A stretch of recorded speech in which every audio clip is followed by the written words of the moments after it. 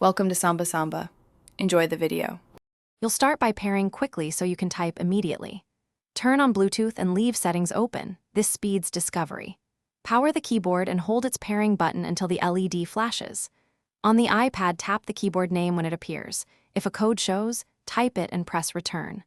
Once paired, make sure Bluetooth stays enabled while you test a few keys. If you have a case keyboard, snap it in place so the smart connector aligns and the iPad recognizes it. Once connected, customize to match how you work. Open hardware keyboard settings to choose layout and language. This fixes mismatched keys like at and explains why typing differs. Remap Control, Option, Command if you prefer Mac or PC shortcuts, and adjust key repeat rate so long presses feel right. Enable keyboard shortcuts for apps and turn on dictation if you want voice to text. Make sure to test Escape, Function, and Media keys. Once done, your setup should speed up typing and navigation.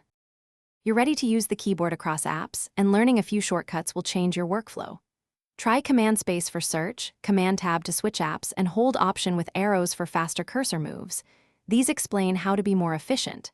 For maintenance, charge and update firmware periodically so connections stay stable. If keys stop working, first toggle Bluetooth, then repair the device. If that fails, restart the iPad and power cycle the keyboard. As a last resort, Thanks for watching. Consider subscribing if we helped you.